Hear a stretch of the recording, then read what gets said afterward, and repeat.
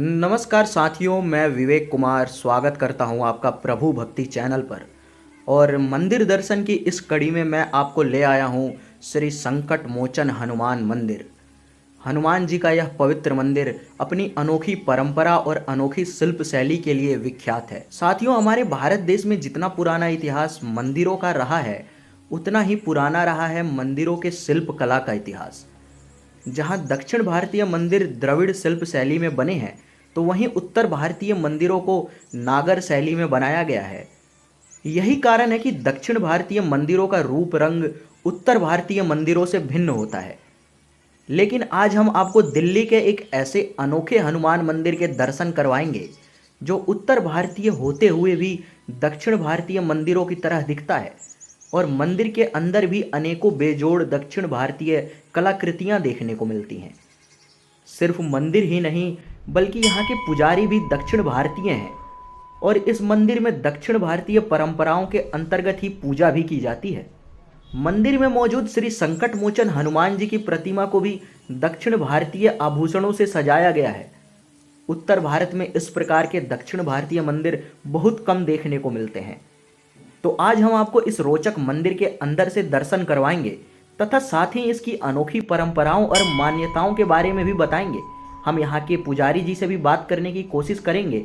यहाँ के पुजारी दक्षिण भारतीय हैं, तो हो सकता है वो हमसे बात ना करें, पर हम आपके लिए कोशिश जरूर करेंगे। तो वीडियो के अंत तक बने रहिएगा। और वीडियो शुरू करने से पहले जय बजरंगबली कमेंट करना बिल्कुल भी मत भूलिएगा।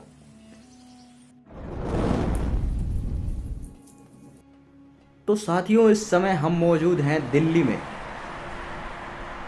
ये दिल्ली का महिपालपुर एरिया है, महिपालपुर एरो सिटी। और सामने दिख रही सड़क NH8 है।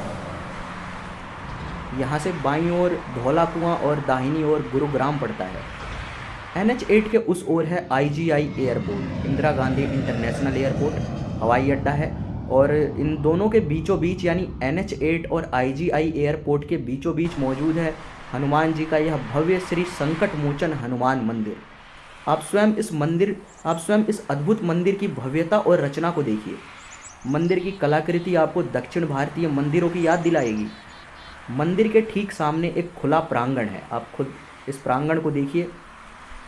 मंदिर के ठीक सामने है ये प्रांगण। यहाँ पे लोग व्यायाम कर रहे हैं, बच्चे खेल रहे हैं और कुछ लोग ठंडी ठंडी हवाओं का आनंद ले रहे हैं। हवाएं भी बह रही हैं यहाँ पे। और यहाँ पे लोगों के बैठने की व्यवस्था भी की गई है, जिसे आप स्वयं अपनी स्क्रीन पर देख सकते हैं।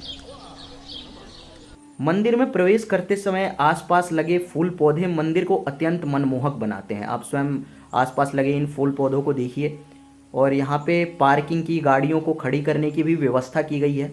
यहाँ पे जो श्रद्धालु बाहर से आते हैं, जिनको यहाँ पे अपनी गाड़ियाँ पार्क करनी पड़ती हैं, वो यहाँ पे अपनी गाड़ियाँ लगाते हैं। चारों तरफ से अच्छी व्यवस्था की गई है।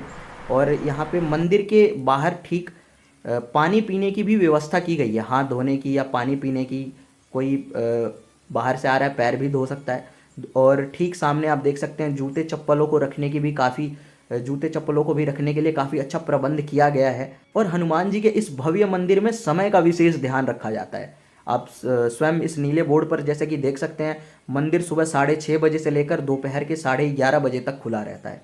शाम के समय में मंदिर पुनः 6 बजे खुलता है और रात 8 बजे बंद हो जाता है।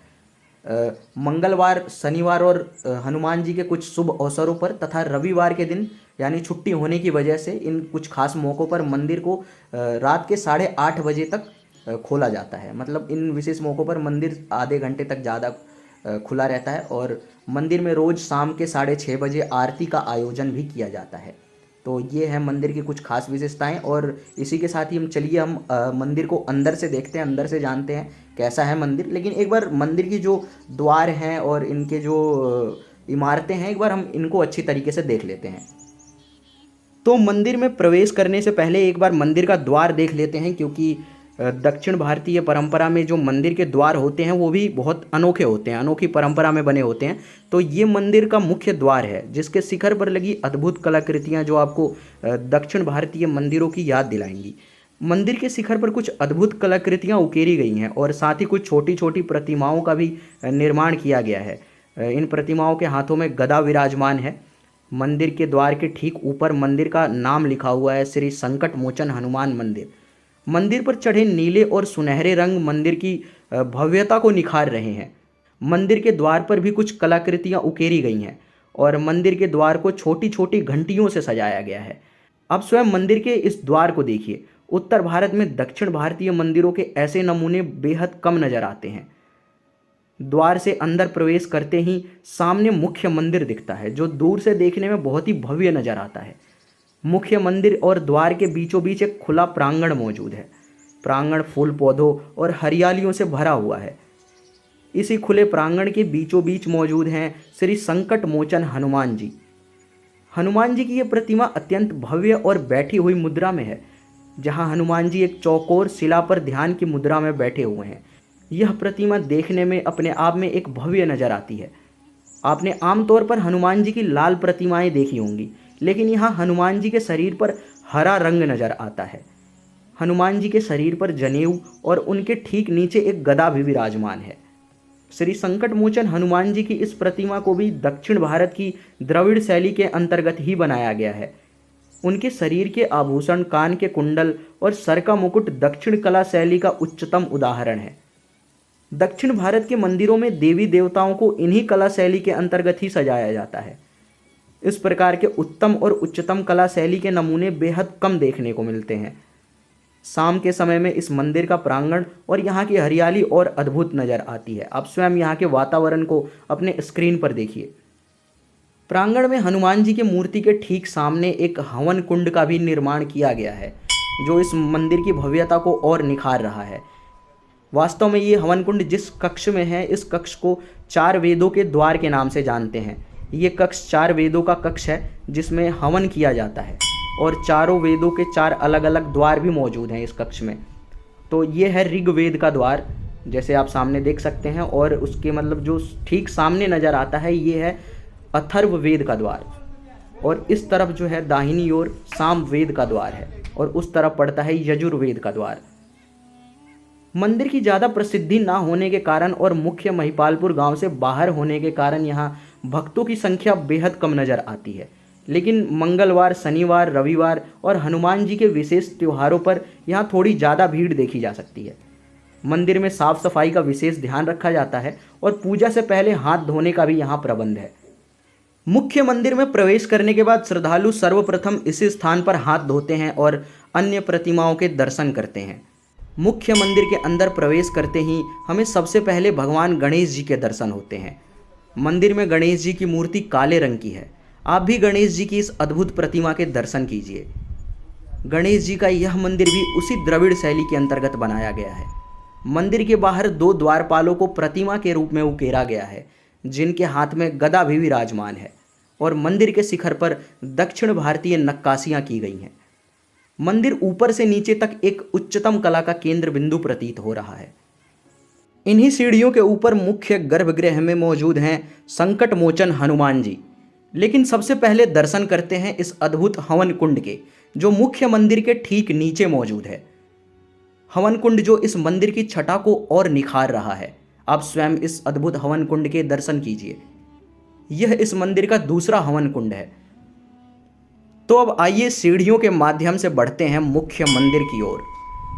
यही सीढ़ियां ऊपर की ओर जाती हैं और आगे इसी मंदिर में मौजूद हैं, इसी गर्भगृह में मौजूद हैं श्री संकट मोचन हनुमान जी। तो सामने मौजूद हैं साक्षात श्री संकट मोचन हनुमान, लेकिन पुजारी जी ने पूजा करने के कारण अभी उन्हें ढक दिया है। तब तक चलिए परिक्रमा स्थल के दर्शन करते हैं।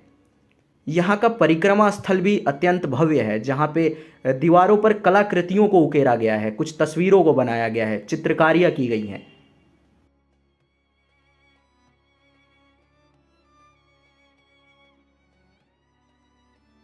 तो ये रहे श्री संकट मोचन हनुमान जी। आप स्वयं हनुमान जी और उनके इस अद्भुत मंदिर का दर्शन कीजिए। यहाँ भी मंदिर के अन्य स्थानों की तरह द्रविड़ शैली का उच्चतम नमूना देखने को मिलता है। हनुमान जी के इस मंदिर के द्वार पर श्री हरि यानी भगवान विष्णु की 2 प्रतिमाओं को भी अंकित किया गया है, जहां नारायण शंख, चक्र और गदा के साथ विराजमान है। इस प्रकार मंदिर का यह नज़ारा देखते ही बनता है।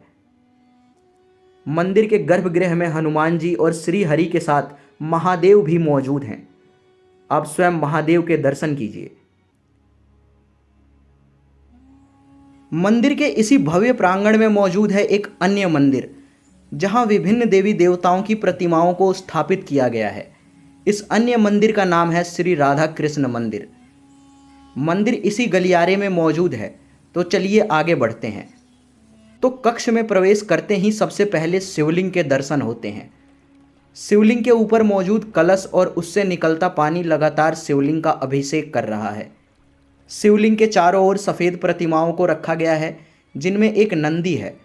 शिवलिंग के ऊपर विराजमान नाग और फूल इसे और अधिक मनमोहक बना रहे हैं। शिवलिंग के बाद साक्षात बालाजी की मूर्ति मौजूद है। इसके बाद साक्षात श्री कृष्ण बाल स्वरूप लड्डू गोपाल के दर्शन होते हैं। साथ में मौजूद है सुनहरी नारायण रूपी प्रतिमा।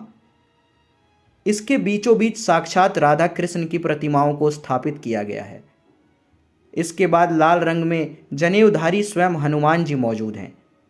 इसके बाद सीताराम और लक्ष्मण जी के साथ हनुमान जी को भी स्थापित किया गया है। अंत में राधा कृष्ण के साथ देवी दुर्गा की प्रतिमा भी मौजूद है।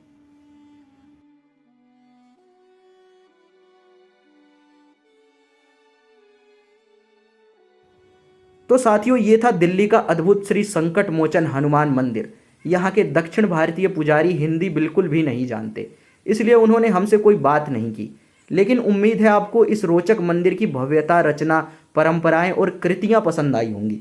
ऐसे ही अद्भुत मंदिरों के दर्शन के लिए तथा सनातन धर्म और आस्था से सदा जुड़े रहने के लिए अभी सब्सक्राइब करें हमारे चैनल को। और अगर वीडियो पसंद आई हो तो इसे लाइक और शेयर कर चैनल को सब्सक्राइब करना बिल्कुल भी मत भूलिएगा।